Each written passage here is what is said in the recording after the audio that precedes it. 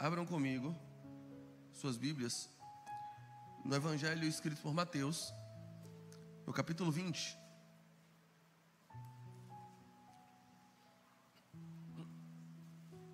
Evangelho de Mateus, capítulo 20.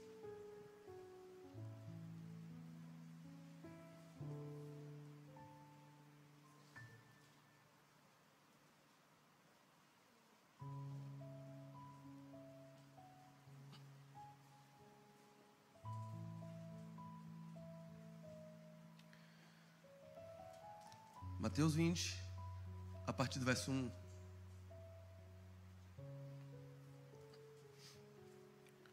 Porque o reino dos céus é semelhante a um homem, dono das terras, que saiu de madrugada para contratar trabalhadores para sua vinha.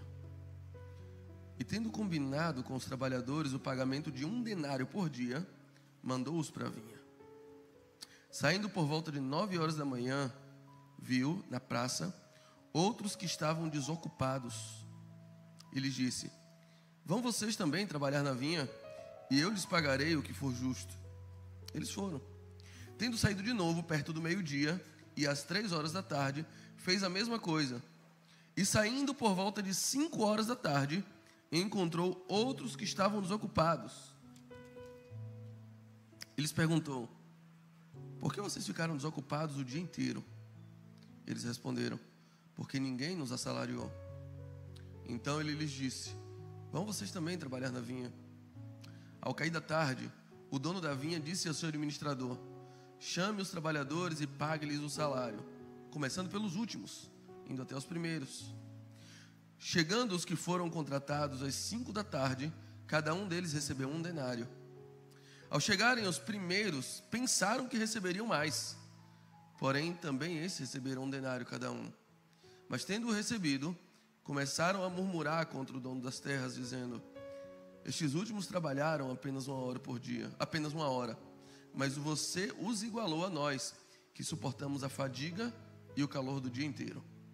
Então o dono disse a um deles: amigo, não estou sendo injusto com você. Você não combinou comigo trabalhar por 1 denário? Pegue o que é seu e sai daqui, pois eu quero dar esse último tanto quanto deu a você. Será que não me é lícito fazer o que eu quero com o que é meu? Ou você ficou com inveja porque eu sou bom? Assim, os últimos serão os primeiros, e os primeiros serão os últimos. Meus amados, esse é um dos textos daqueles que moldaram a perspectiva de fé de muitos daqueles que estão há muito tempo no Evangelho. Esse texto é um texto que eu escuto desde a minha meninice, desde que eu sou criança na igreja. Escuto sobre ele acerca da importância da obra de Deus, acerca da importância de ser um trabalhador, acerca da importância de ser um servo, acerca da importância que a vinha do Senhor tem para o dono das terras. Ouvindo esse texto, já ouvi diversas expressões. Nós somos servos e não temos o que reclamar. Nós somos comissionados para trabalhar numa obra. A obra de Deus é algo muito sério e deve ser levado a sério. Que o nosso trabalho é que a nossa vida, o nosso propósito é trabalhar na obra de Deus. E que Ele é o nosso patrão. E nós não devemos questioná-lo acerca de nada. Diversas ideias foram incutidas na minha mente para que eu modulasse a minha personalidade para com Deus. E para que eu entendesse a vinha como um grande sistema religioso no qual nós devemos estar engajados sob pena de não recebermos a devida paga. Eu aprendi que eu devo trabalhar visando uma recompensa e que eu não devo questionar o dono da vinha qual é a recompensa, porque é dele. E que eu não devo ter nenhum tipo de questionamento acerca dos desígnios dele.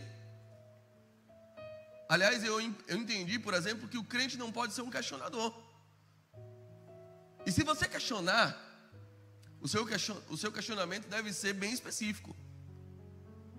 Diziam os meus mentores: o verdadeiro cristão nunca pergunta por quê, ele sempre pergunta para quê. Dizia eu. Então Jesus não era um cristão? Porque ele morreu perguntando por quê. Por que me desamparaste, Elohim? Esse meu intento questionador vem desde a infância.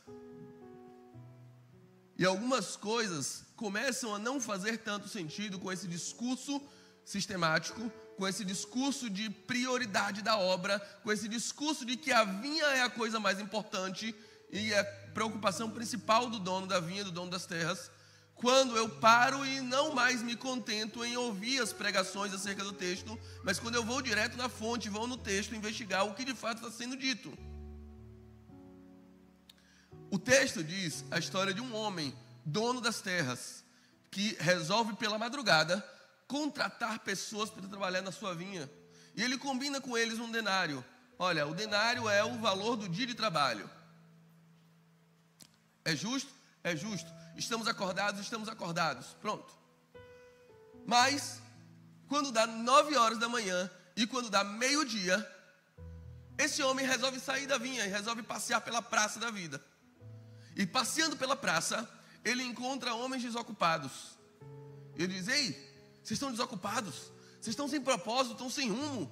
Faz o seguinte, vão lá trabalhar na minha vinha e eu pagarei a vocês aquilo que for justo. E eles, tá certo. Dá 3 horas da tarde, esse homem sai de novo. E na praça encontra outros homens desocupados. Diz: ei, vocês estão desocupados? Não fica aí não, cara. Vem trabalhar na minha vinha. Eu vou pagar a vocês o que for justo. E eles, ok, vamos.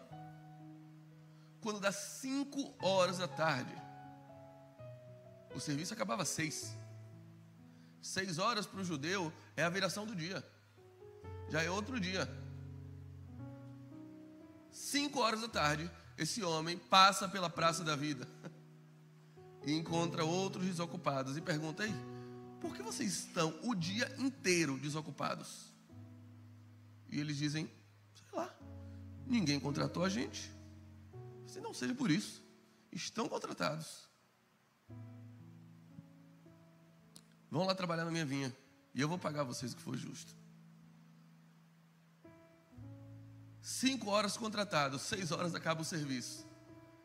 E aí o dono da vinha, o dono das terras, chama o administrador e diz assim: ó, chama essa galera toda que trabalhou e vá pagando os salários.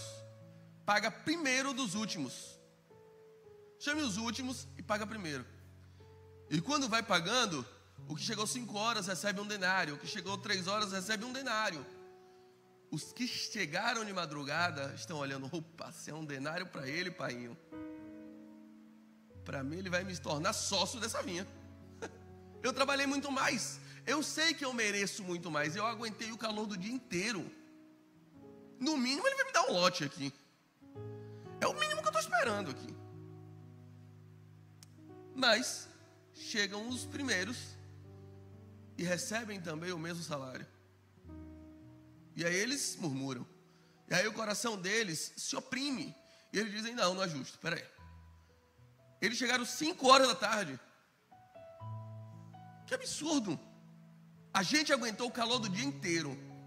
Eles chegaram 5 da tarde, trabalharam 1 hora e recebem o mesmo salário que eu. Eu não aceito isso. E aí o dono da vinha vai dizer: não aceita, não tem problema, pode ir embora. Eu estou lhe pagando exatamente o que eu contratei com vocês. Me diz uma coisa, eu não tenho mais direito de fazer o que eu quero com o que é meu? Aliás, e outra coisa, você está com inveja por eu ter sido bom com eles? Pode ir embora, não precisa ficar mais aqui. E eu quero compartilhar com vocês algumas impressões que eu tenho desse texto e deixar no final 2 provocações para vocês. É muito rápido o que eu quero falar. Primeira convicção que eu tenho sobre o Evangelho, sobre o reino de Deus, porque ele começa dizendo: o reino de Deus é assim. É assim que se opera o reino de Deus. O reino de Deus é semelhante a um homem. O reino de Deus não é a vinha, o reino de Deus é esse homem. Esse homem é o reino de Deus. O reino de Deus é semelhante à ação de um homem que é dono de uma vinha, que é dono das terras, mas a atitude dele exemplifica o que é o reino de Deus. Então eu quero dizer para você que o reino de Deus não é o sistema religioso. O reino de Deus não é a vinha. A obra de Deus não é a vinha. A obra de Deus é a atitude do dono da vinha. E qual é a atitude do dono da vinha? É o inconformismo em ver homens ociosos, perdidos e sem propósito na praça da vida. Ele chama uns de madrugada, ele chama outros 9 da manhã, ele chama outros meio-dia, ele chama outros 3 horas da tarde, ele chama outros 5 horas da tarde. Gente, desculpa, o que esse homem tem a ganhar chamando alguém 5 horas da tarde para trabalhar até 6 e pagar o salário de um dia inteiro? O que ele tem a ganhar? Rigorosamente, nada. 1 hora de trabalho é o tempo que você começa a aprender o ofício. Não dá tempo de você aprender a diferença das uvas. Não dá tempo de você aprender a plantar. Não dá tempo de você arar uma terra. Não dá tempo de você colher quase nada. Não dá tempo de você aprender de um estagiário passar o serviço para você. Não dá tempo. Ele não tinha nada a ganhar fazendo aquilo. Então eu quero dizer que a todo momento ele não está olhando se a vinha está bem cuidada. Ele não está olhando se tem muita uva. Ele não está olhando se o serviço está bem feito. O que é um incômodo dele a todo momento da parábola é andar pela praça e ver pessoas sem rumo e sem propósito. Isso é o que incomoda ele. Então eu quero dizer, em primeiro lugar, que Deus não está nem aí para a vinha. Deus não está preocupado com a obra. Deus está preocupado com os obreiros. A preocupação dele nunca foi o sistema. A preocupação dele nunca foi a plantação. A preocupação dele nunca foi o ofício. A preocupação dele sempre foi olhar para você e perceber que você não tem um propósito de vida. Que você está largado na praça da vida, sem rumo, andando, indo por ir, sem que ninguém lhe contrate. O que você vai fazer amanhã, você sabe? Cara, até Pink e Cérebro sabem o que vão fazer amanhã. Eles vão dominar o mundo. E você não sabe. Porque você está perdido. Porque você vive indo por ir, deixando a vida te levar, indo pelo acaso, matando um leão por dia, empurrando a vida com a barriga, vendo qual é o problema que chega para você enxugar mais gelo. E na verdade você não está construindo nada. Você não está edificando nada, porque nem fundamento você tem. É isso o que incomoda o dono da vinha. Hora nenhuma ele está aplicando inseticida, ele não está preocupado com praga, ele não tá, a preocupação dele não é o sistema, não é a vinha, não é essa a preocupação dele. E certamente eu posso estar falando com pessoas aqui que carregam feridas dolorosíssimas, marcadas por sistemas religiosos, que são verdadeiras máquinas de moer carne, máquina de exploração, que entregam a mão para salvar o braço, e que exclui pessoas que não suportam e não toleram erros, e que marcam negativamente pessoas feridas em sua alma, angustiadas em seu espírito, mal feridas no íntimo do seu coração, com a mente completamente enclausurada por dores e por processos de traição de líderes, que te exploraram e moeram como se esmagam a laranja, a ponto de deixar só o bagaço. E quando você é só o bagaço, você já não serve para o sistema. A primeira coisa que eu preciso realmente te dizer é: isso não é o reino de Deus. O reino de Deus é semelhante a um homem que tem tudo, que nada lhe faz falta. É um homem que tem todas as terras. É um Deus cujo universo é apenas uma de suas preocupações. É o Deus dono da prata e do ouro. É o Deus que não precisa do seu trabalho. É o Deus que não precisa da sua força. É o Deus que não precisa do seu dinheiro. E o verdadeiro incômodo dele é ver você como um menino mimado, perdido na rua e na praça da vida, sem saber o que fazer, porque você continua sendo uma criança imatura, ou você continua sendo alguém sem vínculo, com rigorosamente nada. Um velho exemplo que a gente dá aqui: uma mãe que chama o filho ou a filha para fazer um bolo com ela, não está esperando um bolo perfeito. Se ela quisesse um bolo bem feito, ela ia na Doce Sonhos, na Viva Gula. quando ela chama o filho para fazer, a filha para fazer, o que ela quer é convivência. Ela quer passar para a filha um princípio, um caráter aprovado. Ela quer ensinar coisas ao seu filho. A preocupação dela é essa. Quando o pai chama o filho, filho, vamos lavar o carro comigo, ele não está esperando o carro mais brilhante do mundo. Não está. Quando Deus te chama para trabalhar na vinha, Ele não espera de você uma obra perfeita. Ele só quer lhe tirar da ociosidade e da falta de propósito que a praça da vida está lhe dando. Ele quer lhe dar um rumo. Ele quer lhe dar uma razão pela qual viver. Ele está querendo mostrar o quanto você pode ser diferente nas mãos dele. O quanto a vida pode ser prazerosa nas mãos dele. A segunda coisa que eu preciso destacar é que aqueles primeiros trabalhadores, eles não entenderam rigorosamente nada do que é o reino de Deus. E eles achavam que o reino de Deus é como o reino dos homens. Porque no reino dos homens, aquilo que não custa nada, não vale nada. No reino dos homens, cada um vale exatamente o quanto pode produzir. No reino dos homens, cada um recebe exatamente aquilo que merece. No reino dos homens, passa de ano quem tira boas notas. No reino dos homens, é aprovado quem merece ser aprovado. É acolhido quem preenche requisitos para ser acolhido. Quantas pessoas aqui carregam frustrações porque tiveram que mudar o seu próprio corpo para ser acolhido em algum lugar, para ser amado por alguém? Quantas vezes você mudou seu cabelo, sua roupa? Quantas vezes você desejou ter uma cor de pele diferente da que você tem, para que você não fosse tão segregado por onde você passa? Quantas vezes você desejou ter um gênero diferente do que você tem, ter uma família diferente da que você tem, para você merecer e preencher certos requisitos para entrar e ser acolhido em certos lugares? Esses homens estão com esse pensamento: eu mereço mais do que eles, eu fiz por merecer mais do que eles. O sistema da meritocracia dentro da mentalidade deles esbarra completamente, vai de encontro, se choca com o sistema da graça. Porque pelo sistema da graça, ele não está calculando débitos, ele não está calculando créditos. O dono das terras não está preocupado com quem trabalhou mais, com quem trabalhou menos. Ele está preocupado em distribuir sua justiça e sua misericórdia. Eu fui justo com você.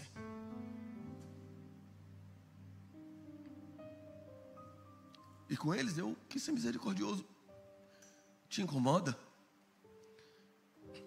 Eu vou ser bem sincero com vocês. Deus salva a gente que eu não salvaria. Deus perdoa a gente que eu não perdoaria. Deus acolhe gente que eu não acolheria. Eu não sou tão bom quanto Ele. Você pode suportar isso? Você pode tolerar isso? Tá bom para você? Tudo bem para você?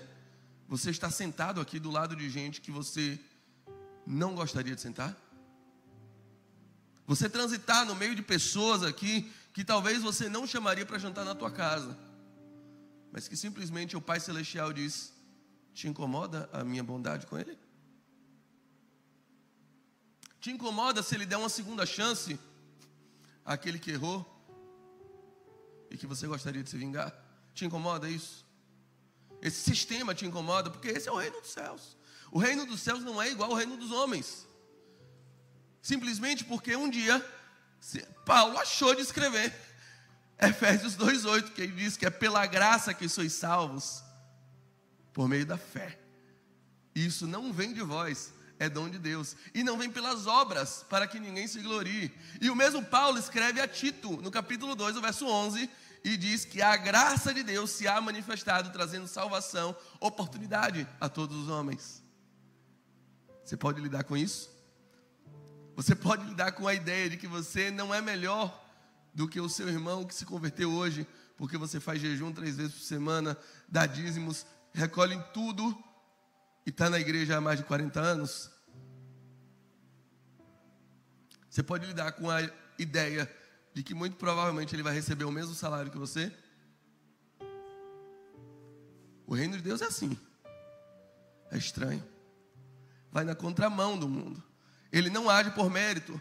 Se por um lado te dá a segurança de que não há o que você possa fazer para que Deus te ame mais, ou para que Deus te ame menos, também te dá a frustração de que não há o que você possa fazer para que Deus te ame mais.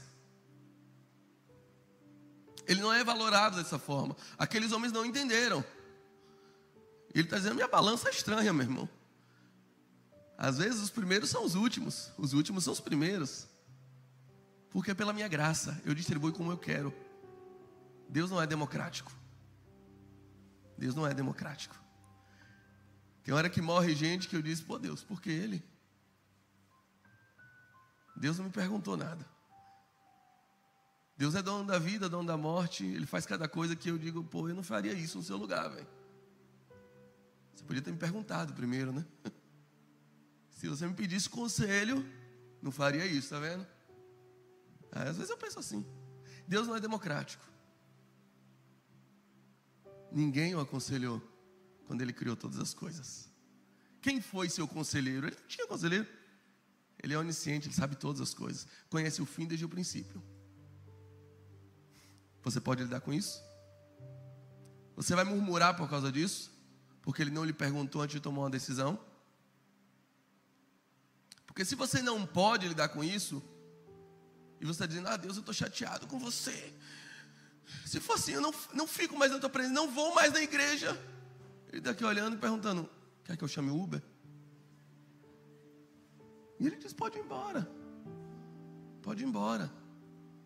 Se você não pode lidar com o meu governo, se você não pode lidar com o fato de eu administrar aquilo que é meu, o que eu combinei com você já te dei. Você veio aqui no culto hoje buscar paz, Ele pode te dar essa paz. Se você vem aqui buscar uma porta de emprego, Ele pode fazer isso. Ele tem poder para tudo. Mas é só isso que você veio buscar? Porque a terceira coisa que eu venho lhe dizer é que aqueles homens se deram muito mal, porque estavam lá simplesmente atrás de uma recompensa, atrás de um salário. Receberam um salário e nem assim ficaram satisfeitos. Pode ser que muita gente esteja aqui atrás de alguma coisa em específico, e eu vou te dizer, no dia que você receber, você ainda não vai ficar satisfeito. Nós somos sempre assim, insatisfeitos por natureza. E o pior, quem serve a Deus por causa de um salário, servirá a Satanás por um salário melhor. Se você achar que em outro lugar está pagando mais, você vai. Por mais que você ame seu emprego, gente, não vem com essa não. Se a concorrência te oferecer 3 vezes mais, você vai. Eu amo, eu visto a camisa da empresa. Camisa a gente troca todo dia. Duvido que você use uma semana inteira a mesma camisa. Se tiver uma camisa mais folgadinha no corpo, você usa, pronto, acabou. A gente troca de camisa fácil. E se você está aqui atrás de uma remuneração, atrás de uma paga, atrás de um salário, se você está trabalhando para receber alguma coisa, no dia que o inferno começar a sinalizar uma proposta mais vantajosa, você sai daqui e vai para lá. O reino de Deus não é assim. E aí eu tenho as provocações para você. Primeira coisa.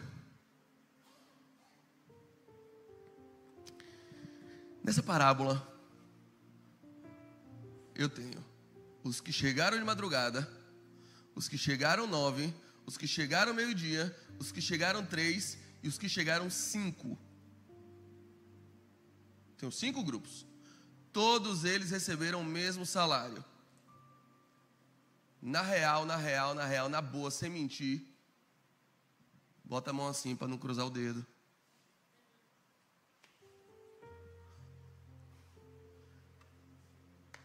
Quem você preferia ser?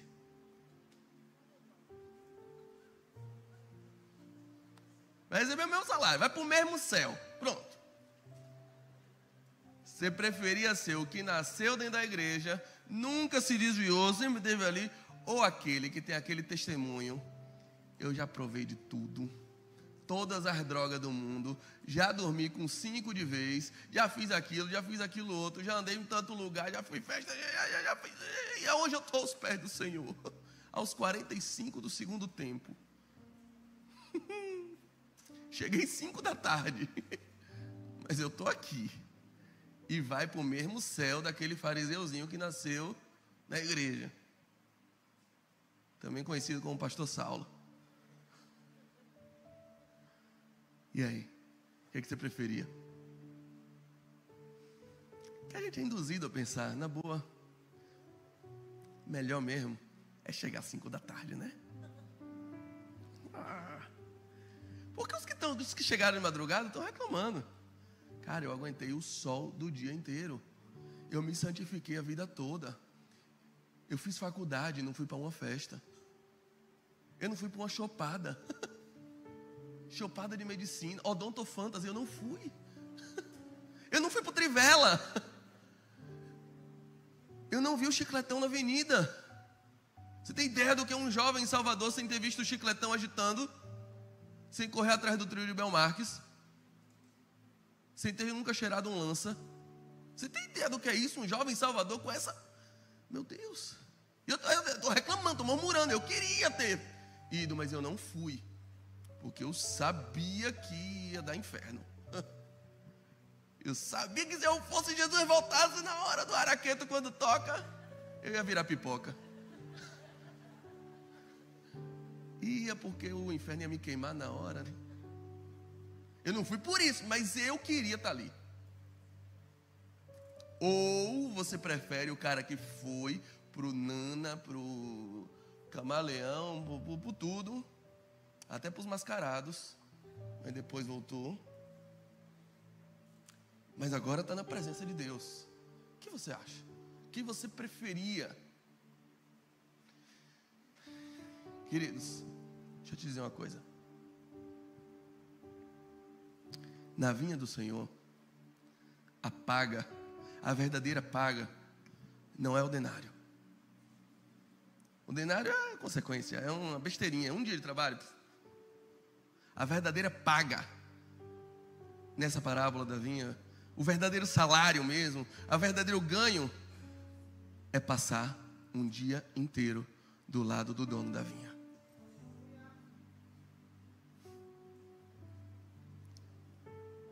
Eu conheço muita gente que chegou nessa vinha de madrugada, mas nunca sentiu o calor do abraço do dono dessa vinha, porque ainda se sente um escravo, porque ainda tem a mentalidade de um servo atrás de um denário, porque ainda está trabalhando por bênçãos, porque ainda está trabalhando por favores, porque ainda está com a mentalidade de que você vale o tanto que você consegue trabalhar, porque você foi ensinado a ser servo, você foi ensinado a ser escravo, mas você nunca aprendeu que na verdade o dono dessa vinha é teu pai. Você não aprendeu a ser filho, você não aprendeu a ser amigo. Ah, meu lindo, quando João 15,15 diz assim: a vocês eu já não chamo de servos, porque o servo não conhece o coração do seu Senhor. Ele conhece as ordens, mas o coração, o sentimento, o plano, a vontade, ele não sabe. Ele não sabe qual é o desejo do seu Senhor, não. Ele sabe as ordens do seu Senhor. E talvez eu estou falando com gente que nasceu na igreja, mas só aprendeu a cumprir ordens. Só aprendeu a funcionar dentro de um sistema, a ponto de que quando você se decepciona com o sistema, você sai e você já não sabe mais o que você é, porque você só aprendeu a ser servo, a ser escravo, a ser trabalhador, a ser operário. Ah, querido, na verdade, Ele quer te dizer que você é amigo, que você é filho. A verdadeira recompensa dessa vinha é estar do lado do dono da vinha. A verdadeira recompensa é essa. A verdadeira paga disso aí é dizer: eu cheguei de madrugada e estava do lado dele. Eu aprendi com ele, eu vi ele trabalhando de perto, eu imitei ele. Quem chega às 5 horas não tem isso para contar. Infelizmente, você ainda acha que é melhor ficar sem rumo na praça da vida, porque você aprendeu a ideia de que a vida na vinha é insuportável. é o calor do dia, é a vida de crente, não pode fazer nada. Cara, isso é coisa de escravo. Isso é pensamento de escravo. Foi para a liberdade que Cristo nos chamou. Porque se o Filho vos libertar, verdadeiramente sereis livres. Porque Deus é Espírito, e onde o Espírito... O problema é seu desejo de fumar crack. Isso pode evidenciar que na verdade você não está salvo, que você ainda é escravo do crack, de vícios. Porque quem anda com o dono da vinha necessariamente começa a se parecer com o dono da vinha. Aquele velho exemplo, já viram aqueles baianos que vão morar no Rio de Janeiro, 3 meses depois volta falando esquerda, casquinha, dá um estapa na cara, pra ver se toma vergonha. Mas é meio que automático. A gente começa a imprimir em nós, sem você perceber, aqueles sons, aqueles trejeitos, aqueles costumes aos quais você está muito tempo exposto. Quanto mais tempo você ficar exposto à imagem do dono da vinha, contemplando o dono da vinha, conversando com o dono da vinha, aprendendo com o dono da vinha, vendo os exemplos do dono da vinha, vendo como o dono da vinha ara a terra, vendo como o dono da vinha colhe as uvas, vendo como o dono da vinha trata seus empregados, vendo como o dono da vinha é educado, é gentil, vendo como o dono da vinha se manifesta, vendo como o dono da vinha fala. Aí daqui a pouco você começa a pegar o sotaque do dono da vinha. Aí você começa a agir bem parecido com o dono da vinha, porque você passou muito tempo contemplando ele. É natural isso. A verdadeira paga não é o que ele vai entregar a você, é o que ele vai gerar em você. A verdadeira paga no reino de Deus, o verdadeiro ganho, não é o que vai para o seu bolso, é o que vai para a sua essência. Não é o patrimônio que você está angariando, não são as bênçãos que você está contando, mas é a pessoa que você está se tornando. Um caráter parecido com o do dono da vinha. O que ele quer de você? Ele quer te ensinar a não ser mais essa pessoa sem rumo, sem propósito. Ele quer mudar sua mentalidade, seu coração. Ele quer te ensinar a ser uma pessoa que de fato agora consegue perdoar, a ser uma pessoa que de fato consegue acolher, a ser de fato uma pessoa que consegue ser diferente nas suas relações. Ele quer tirar de você a mentalidade de escravo e dizer: ei, a vinha, não estou preocupado com a vinha, eu não estou preocupado com a obra, eu estou preocupado com os obreiros. É neles que eu estou investindo, é neles. Eu lhe perguntei: quem você prefere ser? E a última pergunta, vamos lá. Imagina que não existe mais inferno. Se você sabe que todo mundo vai ser salvo. Vamos lá, eu acredito em inferno, tá bom? Acho que existe sim, acho que vai existir, acho que existe condenação. Para mim a Bíblia é muito clara nisso. É muito clara, de que vai existir condenação. Ponto. Mas, imaginemos que não existe inferno, que ninguém vai para o inferno, que todo mundo vai para o mesmo céu. Todo mundo, bom, mal, crente, umbandista, candomblessista, católico, budista, todo mundo vai para o mesmo céu. Pergunta: você estaria aqui hoje? Você trabalharia nessa vinha, sabendo que sem trabalhar você também receberia o seu denário? Você seria crente, você amaria Deus, amaria Jesus, se você soubesse que não existe céu nem inferno, pronto, que a vida acaba aqui. E aí? Você viria? A pergunta é: você tem prazer na vida que você leva com Cristo? Ou na verdade isso aqui é insuportável, mas você só está aqui porque você acha que o inferno é pior? E aí? Eu lembro da história de um amigo meu amigo contou que o pastor dele tinha esse testemunho. O pai dele é um pastor, homem honrado, homem de fé, íntegro, e ele com 18 anos se percebeu ateu. 18 anos ele entendeu, não faz sentido o que eu estou fazendo isso aqui, a ciência contraria tudo que eu estou pregando, a Bíblia é um livro mítico, eu estou perdendo meu tempo, e se declarou ateu. Quando ele tinha cerca de 25 anos, o pai dele entrou no estágio terminal de um câncer irreversível. E nos últimos momentos, assim, já desenganado, aquele momento que os médicos dizem, olha, entra aí, conversa com ele, porque não dá. Já fizemos tudo que era possível. Ele entrou e disse, pai, eu sabia que um dia a gente ia ter que ter essa conversa. Eu preciso dela agora. Eu queria saber de você, pai. Você que foi um homem que a vida inteira dedicou sua vida à pregação da Bíblia, que ensinou a gente, ensinou seus filhos, que sempre creu nisso, sempre foi um pastor muito honrado. Eu queria saber como é que vai ficar seu coração depois que você fechar os olhos pela última vez e perceber que do lado de lá não tem nada. Que não existe céu, que não existe Jesus. E que tudo isso que você pregou, que você gastou sua vida inteira, você desperdiçou sua vida fazendo isso. Quero ver o que você acha que você vai sentir nessa hora. O pai dele sorriu e disse, meu filho, esse é o medo que eu não tenho, porque eu sei em quem tenho crido. Eu sei que o céu é real, porque eu vivi o céu a minha vida inteira. A oração que Jesus me ensinou, eu fiz. Que venha o teu reino. E o reino dele veio para mim. E todas as vezes, todos os dias da minha vida, eu senti de forma palpável a presença dele comigo. Eu não tenho esse medo. Mas vamos lá.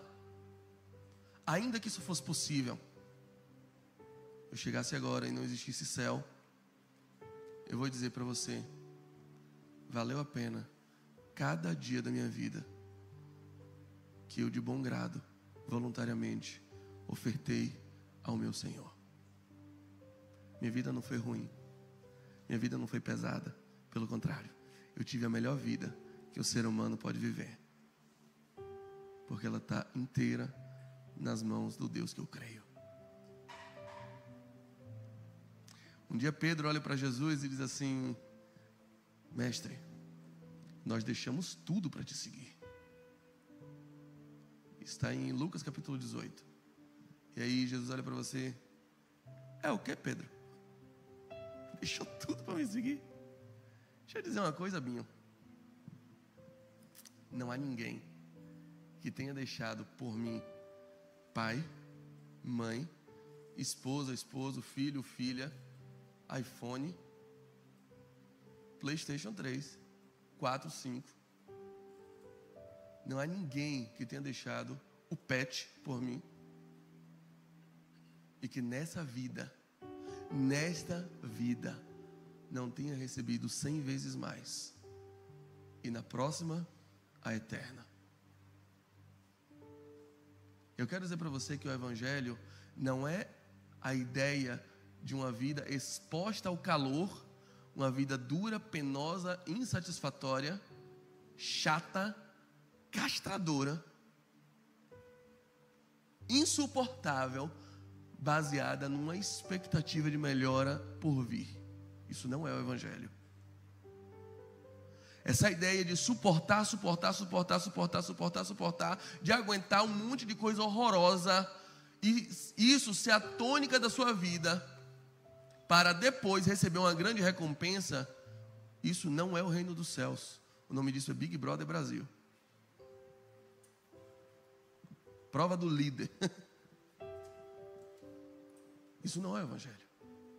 O Evangelho te garante uma vida plena, aqui também. Uma vida presente, magnífica, plena. E tão plena que ela já não depende mais do denário. que ela já não depende mais das circunstâncias, que ela já não depende mais do calor, do frio, das intempéries, que ela já não depende mais do que eu tenho, do que eu deixo de ter, porque ela é baseada em quem eu estou me tornando. Paulo diz isso, Efésios capítulo 4, até o 13, ele vai dizer até o verso 13, eu aprendi, eu me tornei essa pessoa, a pessoa que se contenta com tudo o que tem. Eu digo isso que vocês me deram oferta, não porque eu esteja reclamando, eu tenho tudo o que eu preciso em qualquer situação. Eu aprendi a me contentar. Aliás, eu posso estar abatido, mas eu posso também estar elevado.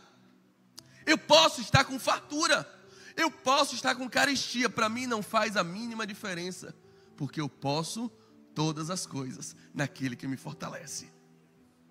Paulo vai dizer isso.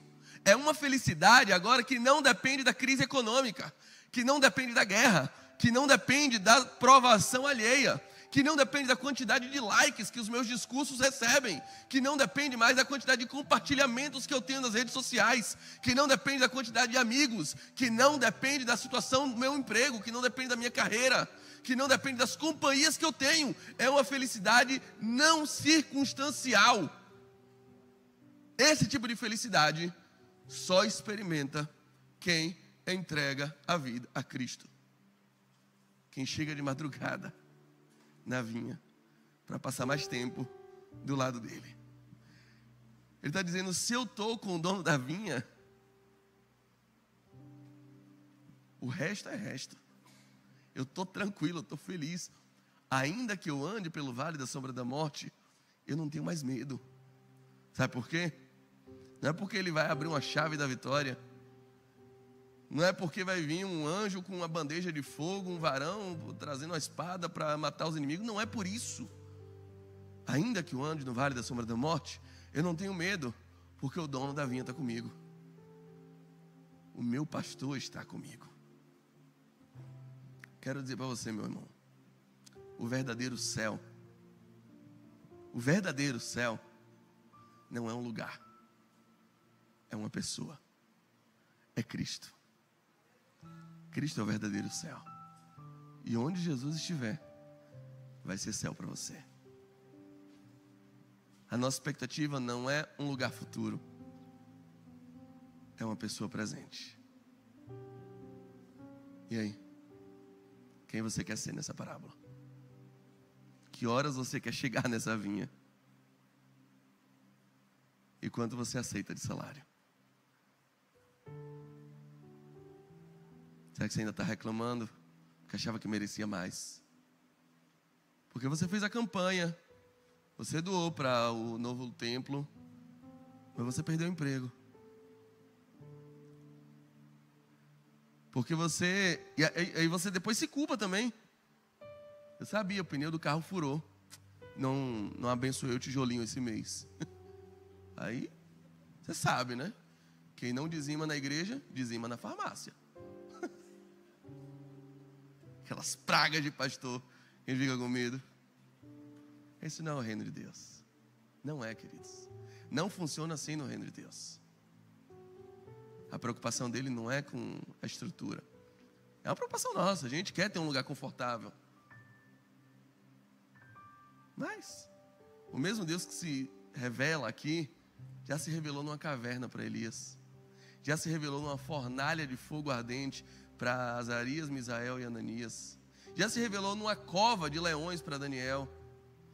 Já se revelou num jardim para Adão. Já se revelou na porta de uma sepultura para Maria Madalena. Já se revelou numa prisão em Pátimos para João.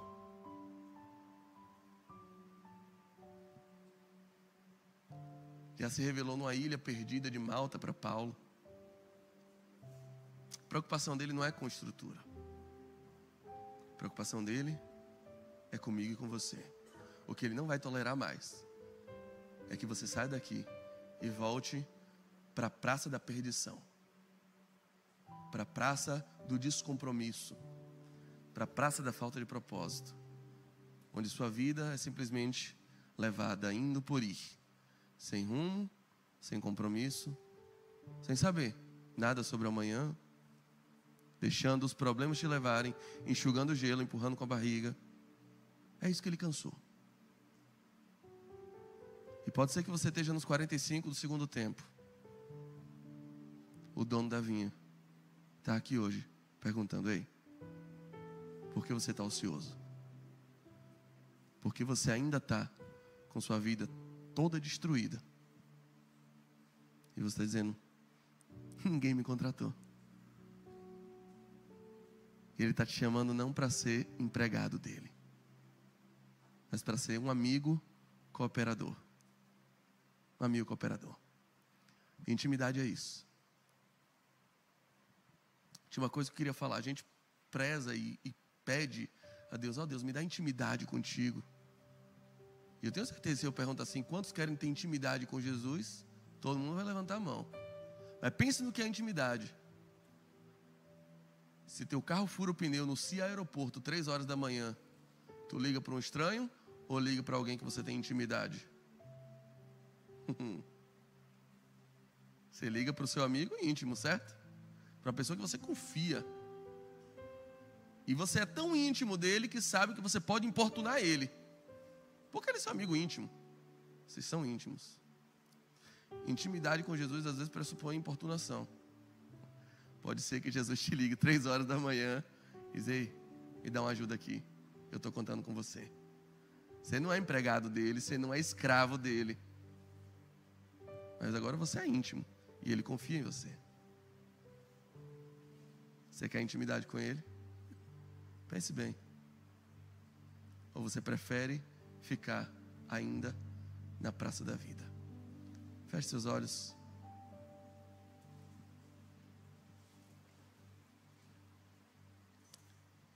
E dentro do seu coração, tente responder honestamente essas perguntas que eu fiz. Quem você prefere ser? Você ainda acha que a praça é melhor que a vinha?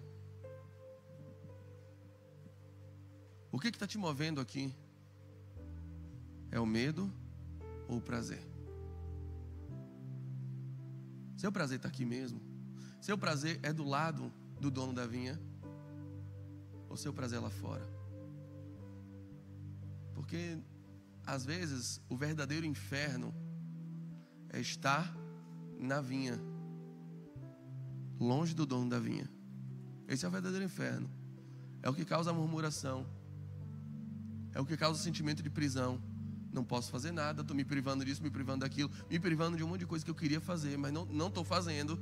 Então eu queria pelo menos um salário melhor. É o que gera pessoas fanáticas religiosas. É o que gera as seitas.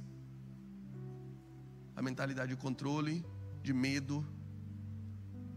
A igreja é horrível, a vida de crente é horrível, mas ir para o inferno deve ser pior. Talvez você já esteja vivendo o inferno e não tenha se percebido. O inferno, se eu disse para você que o céu é Jesus, eu digo para você que o inferno é a ausência de Jesus, ainda que você esteja no paraíso. Vir na casa de Deus e não se encontrar com o dono da casa pode ser um inferno particular que você esteja enfrentando. Uma vida sem prazer é tão ruim quanto uma vida sem propósito. O filho mais velho permaneceu na fazenda, na parábola do filho pródigo, mas ele estava tão perdido quanto aquele que estava no chiqueiro desejando comer comida de porcos. Porque ele trabalhava por um cabrito e o prazer dele estava fora da fazenda, com os amigos. E ele estava o tempo todo renunciando a esse prazer que tanto batia na porta do coração dele. Porque estar com o pai era uma prisão. Todos esses anos tenho te servido como um escravo. Será que você se sente assim? Um escravo de um sistema religioso. Um escravo de palavras amedrontadoras que dizem o tempo todo, falam de Satanás, falam de inferno, falam de um devorador, demônio que vem roubar teu salário se tu não dizimar. Fala que Jesus vai voltar e você vai ficar se você não estiver dentro da igreja. Fala de uma salvação que se perde 7 vezes por dia. E que a cada erro que você comete, você é menos amado por Deus. Que você deixa de ser filho e vira filho, depois deixa de ser filho toda hora. Esse não é o reino de Deus. Esse é o reino dos homens. É o reino do mérito. É o reino da conquista. É o reino do esforço. É o reino do currículo. É o reino do gabarito. É o reino do jogo da admiração, em que você tem que fazer para receber. É o reino do toma lá da cá. Mas, querido, quem primeiro deu alguma coisa a Deus para que depois seja retribuído? Ele não precisa de nada. Dele, por Ele e para Ele são todas as coisas. Nós só o amamos porque Ele nos amou primeiro. Se você ainda está trabalhando por medo de ser demitido, medo de ter corte no seu salário, eu te digo, você ainda não experimentou o perfeito amor. Porque o perfeito amor lança fora o medo, expulsa a ideia de castigo. Ele acaba com isso. Você começa a entender a ideia do prazer, a ideia do amor. Por que eu estou aqui? A mesma resposta de Pedro. Jesus diz: quem não comer da minha carne, não beber do meu sangue, não tem parte comigo. As multidões se dispersam e dizem: duro é esse discurso, quem poderá resistir? Quem poderá trazer para si esse discurso? Ele é muito duro, é muito pesado, a gente não aguenta, todo mundo vai embora. Jesus olha para os discípulos e pergunta: vocês também não querem ir? E aí Pedro responde: ir? Para onde? Aliás, para quem iremos nós, se só tu tens palavras de vida eterna? Eu não tenho outro lugar, eu não tenho um plano B. O meu lugar é com o dono da vinha.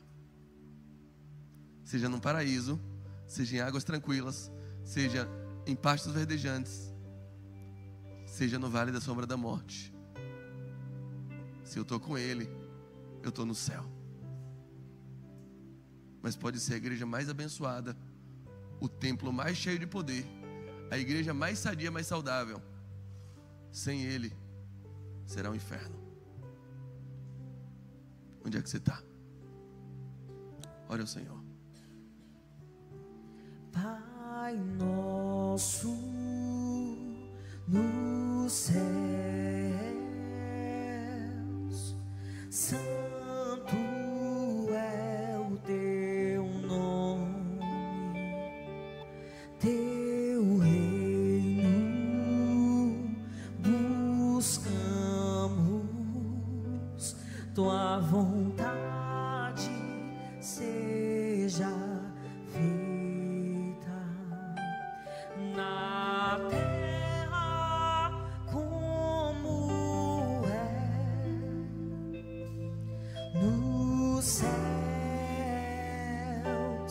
Deixa o céu descer na terra como é no céu.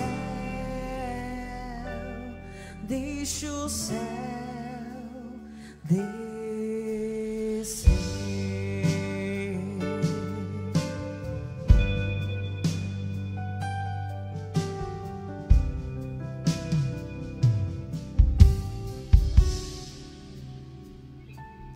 Pai nosso nos céus, santo é o teu nome, teu reino buscamos, tua vontade seja feita na terra como é no céu. Deixa o céu descer na terra como é no céu. Deixa o céu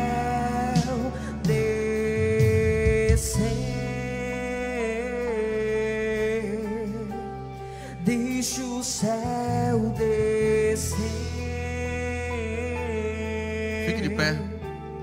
Deixa o céu descer. Deixa o céu descer.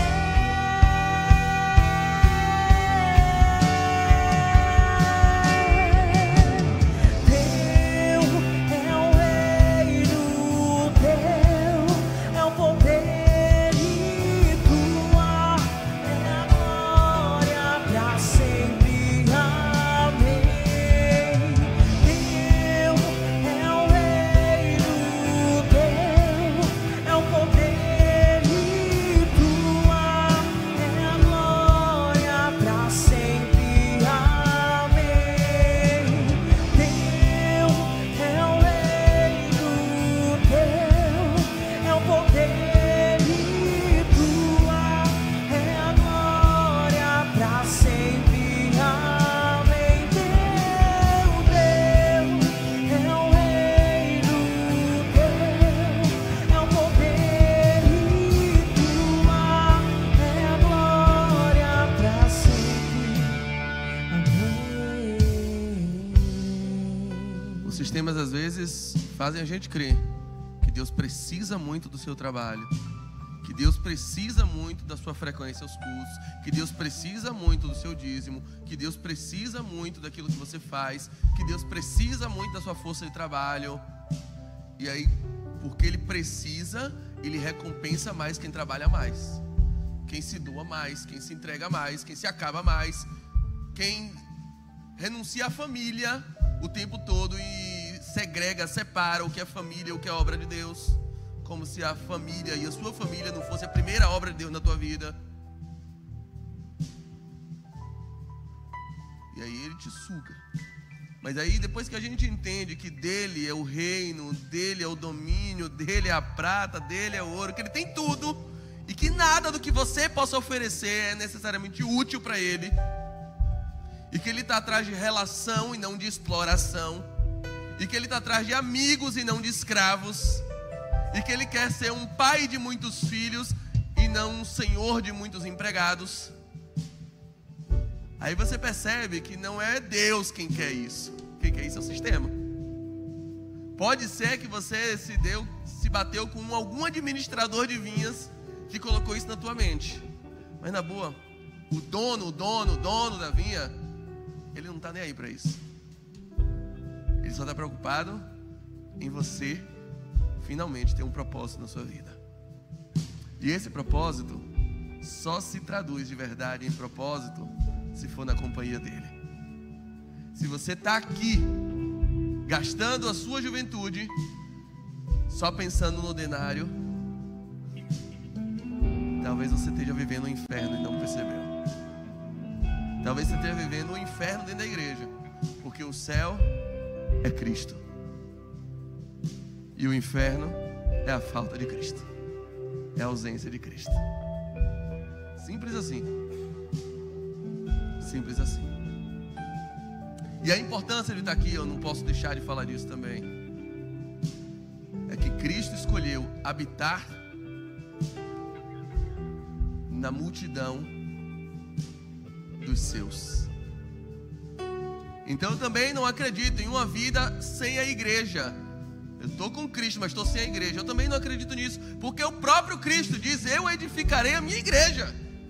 Ele escolheu uma vida em que Ele se revela continuamente no meio de uma igreja, no meio de uma congregação.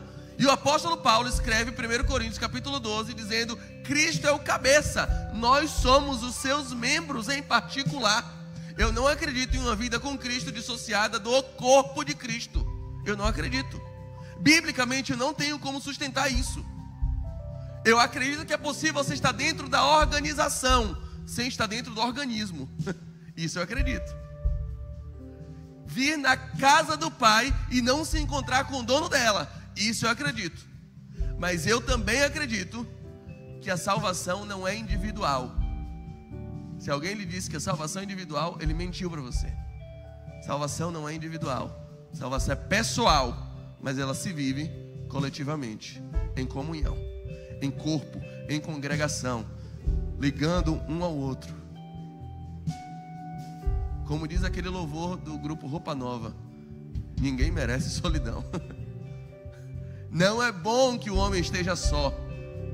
Deus diz isso. Deus não te fez para ficar só. Deus te fez para você andar junto de outros irmãos, junto de outros trabalhadores dessa vinha, que trabalham não pelo salário, mas pelo prazer, pela honra de fazer parte de uma obra que o meu pai é o dono. Pelo deleite que é acompanhar minha mãe enquanto ela faz um bolo. Pela alegria, pela diversão, que é tomar banho de mangueira enquanto eu e meu pai lavamos o carro dele. Esse é o trabalho que você tem aqui.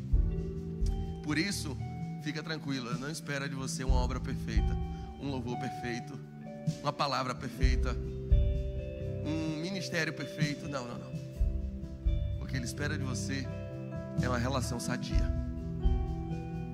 Ele não está pensando no que você vai produzir, mas no quem Ele vai formar em você.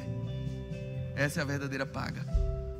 Não é a bênção que você acumula, é a pessoa em quem você se torna. É saber ser filho. Vamos orar. Obrigado, Pai, pelo convite a essa vinha. Obrigado por ter nos tirado da praça da vida. Obrigado por nos dar um rumo, nos dar uma razão pela qual acordar. Obrigado por velar o nosso sono enquanto dormimos. Obrigado por nos dar motivos para viver.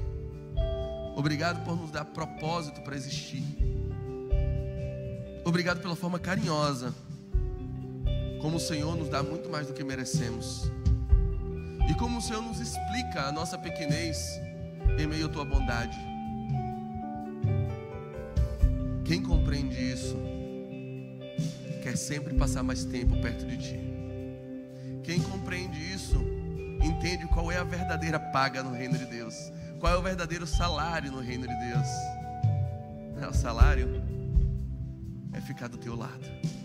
O verdadeiro céu é a tua presença, é te conhecer. A vida eterna é essa, que te conheçam. Te conhecer é melhor do que a própria vida.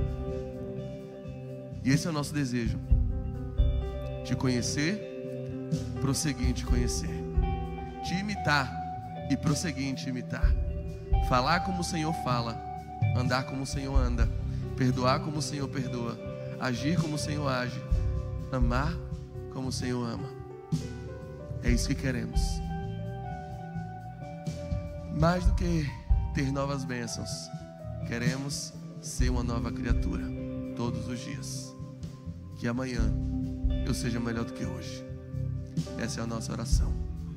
E no teu nome, o nome do dono da vinha, nós dizemos que o amor perfeito do Pai, que a graça redentiva e salvadora do Filho, que a comunhão perfeita, terapêutica e curativa do Espírito Santo de Deus repousem sobre todos os trabalhadores da vinha, todos os filhos e todos os amigos do dono da vinha, desde agora e até a consumação dos séculos. Amém, amém e amém. Que o Senhor te abençoe e te dê uma excelente semana na companhia do dono da vinha.